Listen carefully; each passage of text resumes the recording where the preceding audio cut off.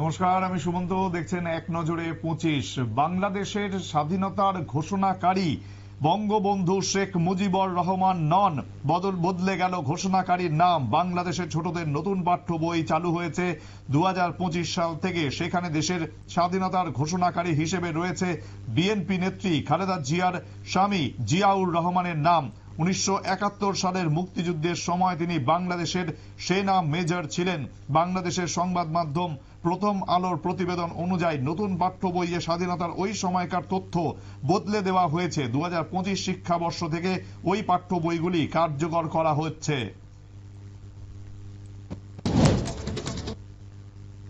বৃহস্পতিবার চট্টগ্রামের আদালতে জামিন মিলল না সন্ন্যাসী চিন্ময় কৃষ্ণ দাসের। প্রায় আধ ঘন্টার শুনানির পর সরকারি আইনজীবী মফিজুর হক ভূঁইয়ার আবেদন মেনে দায়রা বিচারক মোহাম্মদ শফিকুল ইসলাম ধৃত সন্ন্যাসীর জামিনের আবেদন খারিজ করেন। বিচারক জানান, রাষ্ট্রদ্রোহের মামলায় গ্রেফতার চিন্ময়ের বিরুদ্ধে অপরাধ প্রমাণিত হলে যাবজ্জীবন কারাদণ্ডের সাজা হতে পারে, তাই জামিন দেওয়া সম্ভব নয়। বিজেপি বিরোধী জোট ইন্ডিয়ার দরজা নীতিশের জন্য খোলা রয়েছে। বৃহস্পতিবার বিহারের প্রাক্তন মুখ্যমন্ত্রী লালু প্রসাদ যাদবের এই মন্তব্যের জল্পনা তৈরি হয় যে নীতিশ কুমার কি তবে ফের ইন্ডিয়ায় ফিরবেন। তবে এদিন দুপুরে লালুর এই মন্তব্য সম্পর্কে সাংবাদিকরা জানতে চাইলে নীতিশ কিছুটা রুষ্টভাবেই পাল্টা প্রশ্ন ছুড়ে দিয়ে বলেন, আপনারা কি বলতে চাইছেন? যদিও সরাসরি 2 বছর আগে তাঁরই গড়া বিরোধী জোটে প্রত্যাবর্তনের সম্ভাবনা সরাসরি খারিজ করেননি তিনি। বর্তমান রাজনৈতিক প্রেক্ষাপটে যা আলোচনার খোরাক হয়েছে।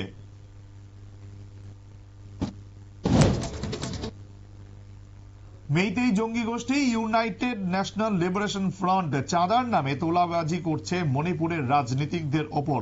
সম্প্রতি এক আর্থিক তছরূপের মামলায় চার্জশিটে এমনটাই দাবি করেছে এনফোর্সমেন্ট ডিরেক্টরেট। তালিকায় রয়েছেন মণিপুরের 6 জন রাজনীতিক। সংবাদ মাধ্যম দ্য প্রিন্টের প্রতিবেদন অনুসারে বিজেপির বিধায়কদের পাশাপাশি সে রাজ্যে বিজেপির সাধারণ সম্পাদকের নামও রয়েছে। সেই তালিকায় রয়েছেন কংগ্রেসের এক বিধায়কও।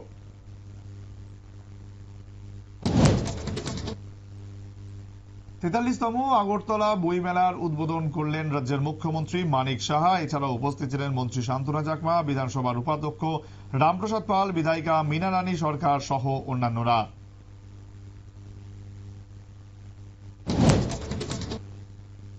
ভারতের সশস্ত্র 3 বাহিনীর সমন্বয় তথা যৌথ কার্যক্রমে বড় পদক্ষেপ করল কেন্দ্র। এবার থেকে 3 বাহিনীর প্রধানদের ব্যক্তিগত স্টাফ অফিসার বা এইড ডি ক্যাম্প নিয়োগ করা হবে তাদের সিস্টার সার্ভিস অর্থাৎ অন্য বাহিনী থেকে। এর ফলে সশস্ত্র 3 বাহিনীর মধ্যে যোগাযোগ বাড়বে। এই বিষয়ে বিজ্ঞপ্তি জারি করা হয়েছে কেন্দ্রের তরফে।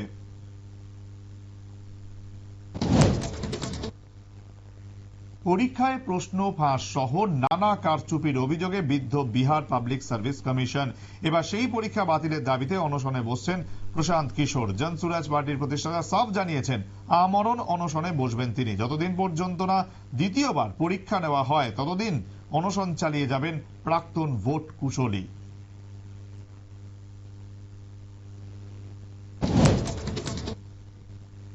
8 বছরের খরা কাটিয়ে সন্তোষ ট্রফি জিতেছে বাংলা। নতুন বছরের শুরুতে সন্তোষ জয়ী দলকে সম্মান জানালেন বাংলার মুখ্যমন্ত্রী মমতা বন্দ্যোপাধ্যায়। দলের প্রত্যেক ফুটবলারকে সরকারি চাকরি দেওয়ার ঘোষণা করলেন তিনি। ট্রফি জয়ী স্কোয়াডের সঙ্গে ছবিও তোলেন মুখ্যমন্ত্রী। উল্লেখ্য, গত মঙ্গলবার কেরলকে হারিয়ে সন্তোষ ট্রফি জেতে বাংলা।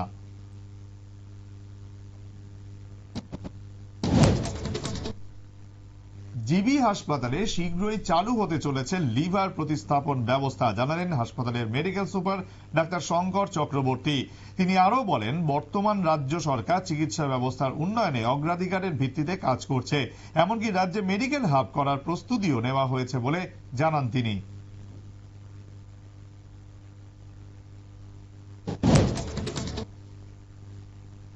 সোনামুড়া মহকুমার নলছড় বিধানসভা কেন্দ্রের অন্তর্গত নলছড় দশমীঘাট প্রাঙ্গণে শুরু হলো 3 দিন ব্যাপী অদ্বৈত মল্ল বর্মনের 111তম জন্মবার্ষিকী উদযাপন।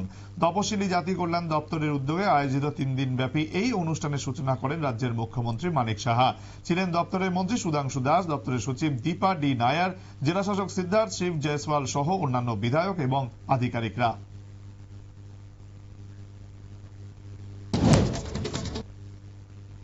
বিজেপি নির্বাচনের আগে এক আর পরে আর এক, কার্যত এই ভাষাতেই কেন্দ্র এবং রাজ্যের শাসক দলকে আক্রমণ করলেন প্রাক্তন মুখ্যমন্ত্রী মানিক সরকার। বৃহস্পতিবার আগরতলা টাউন হলে ত্রিপুরা তপশিলি জাতি সমন্বয় সমিতির পক্ষ থেকে রাজ্যভিত্তিক কনভেনশনে এভাবেই বিজেপিকে আক্রমণ করেন রাজ্যের প্রাক্তন মুখ্যমন্ত্রী।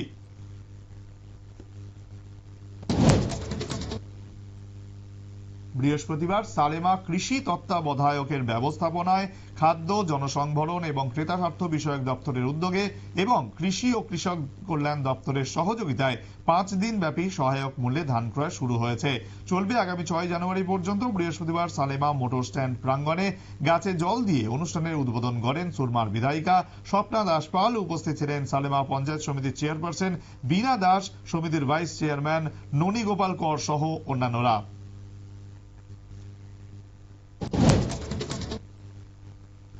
বৃহস্পতিবার দক্ষিণ জেলার রাজনগর আরডি ব্লকের অধীন রাজনগর বাজার প্রাঙ্গণে কৃষি এবং কৃষক কল্যাণ দপ্তরের সহযোগিতায় দক্ষিণ ত্রিপুরা জেলা পরিষদ থেকে কৃষকদের সুবিধার্থে 53টি মিনি ট্রাক্টর, 70টি স্প্রে মেশিন এবং 4টি ঘাস কাটার মেশিন কৃষকদের হাতে বিনামূল্যে তুলে দেওয়া হয়। উপস্থিত ছিলেন দক্ষিণ জেলার সভাধিপতি দীপক দত্ত সহ অন্যান্যরা।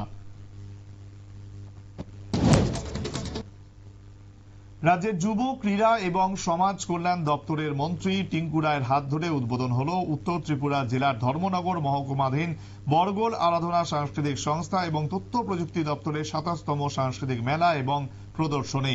বৃহস্পতিবার বিকেলে বরগোল মাধ্যমিক বিদ্যালয়ের মাঠে 5 দিন ব্যাপী এই মেলা এবং প্রদর্শনীর সূচনা হয়। মন্ত্রী ছাড়াও উপস্থিত ছিলেন জেলা সভাধিপতি অপর্ণা নাথ, জেলা মুখ্য স্বাস্থ্য আধিকারিক দীপক হালদার সহ অন্যান্যরা। পুর পরিষদের 18 জন সেবিকার মাসিক বেতন 3,000 টাকা থেকে বাড়িয়ে 3,500 টাকা করা হলো। বৃহস্পতিবার এমনটাই নির্দেশ দিয়েছেন মন্ত্রী রতনলাল নাথ।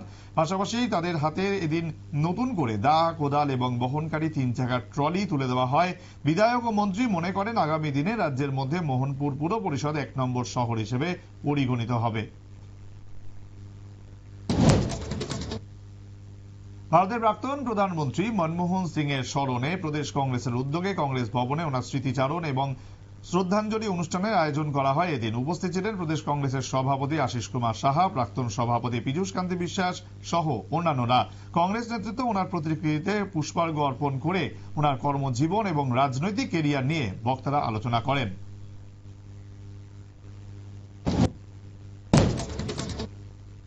বিশ্রামগঞ্জ থেকে আগরতলা যাওয়ার পথে লরির ধাক্কায় মৃত্যু হলো এক বাইক চালকের। এদিন একটি পণ্যবাহী লরির সাথে তার বাইকের সংঘর্ষ ঘটে।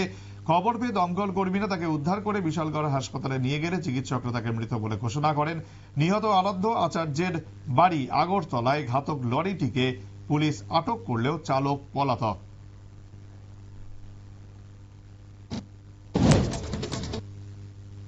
নেশামুক্ত ভারত এই কর্মসূচিকে সামনে রেখে দক্ষিণ জেলাতেও নেশামুক্ত ত্রিপুরা অভিযান কর্মসূচির অংশ হিসেবে আগামী 7 জানুয়ারি থেকে শুরু হবে দক্ষিণ জেলা নেশামুক্ত সুপার লিগ ফুটবল টুর্নামেন্ট। উদ্বোধনী অনুষ্ঠান হবে বিলোনিয়া বিকেআই মাঠে। প্রায় 1 মাস ব্যাপী চলবে এই টুর্নামেন্ট। দক্ষিণ জেলার 8টি ব্লকের যুবকরা এই ফুটবল টুর্নামেন্টে অংশগ্রহণ করবে। টুর্নামেন্টের পাশাপাশি জনবহুল এলাকাগুলোতে নেশামুক্তির জন্য মানুষকে সচেতন করার লক্ষ্যে বিভিন্ন এনজিওর মাধ্যমে নাটক, প্ল্যাকার্ড লাগানোর মতো কর্মসূচিও হাতে নেওয়া হয়েছে।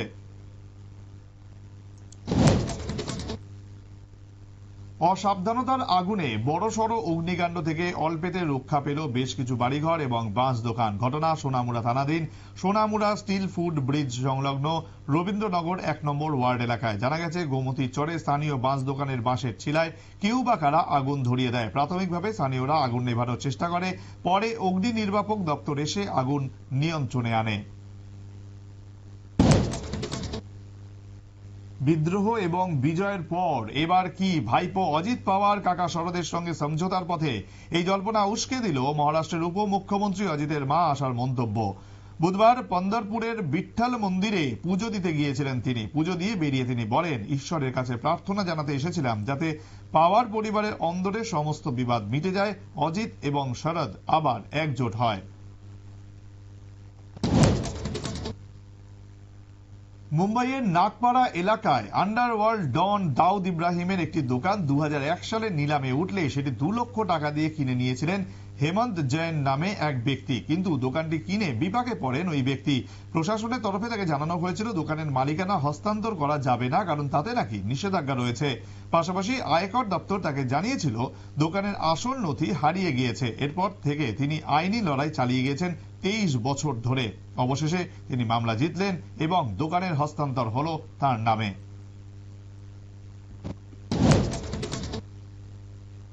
খেলরত্ন পুরস্কার পাচ্ছেন মনু ভাকের। পুরস্কার প্রাপকদের প্রাথমিক তালিকা থেকে প্রথমে বাদ পড়েছিলেন তিনি। সেই নিয়ে বিতর্ক চরমে পৌঁছতেই কার্যত নতি স্বীকার করে নিল কেন্দ্র।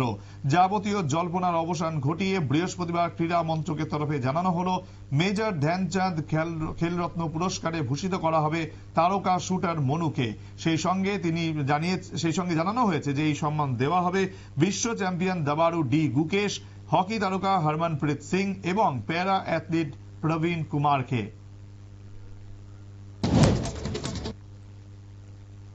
মেলবোর্নে অস্ট্রেলিয়ার বিরুদ্ধে হারের পর শোনা গিয়েছিল সাজঘরে কিছু ক্রিকেটারকে ধমক দিয়েছেন কোচ গৌতম গম্ভীর। এবার সেই অভিযোগ খারিজ করে গম্ভীর বললেন, ক্রিকেটার এবং কোচের মধ্যে আলোচনা তাদের মধ্যেই থাকা উচিত।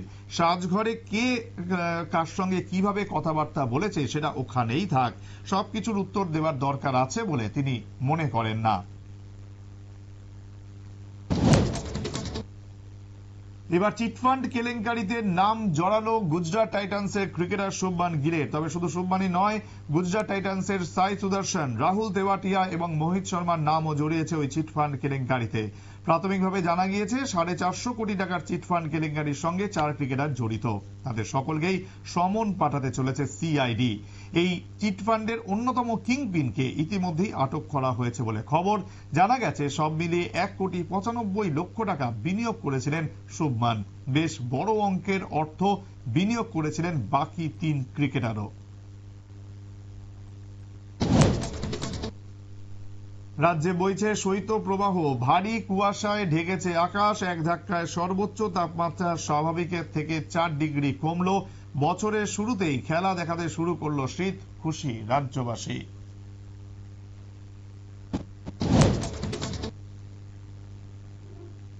এখন এই পর্যন্তই। অন্যান্য খবরের জন্য দেখতে থাকুন নিউজ ভ্যানগার্ড।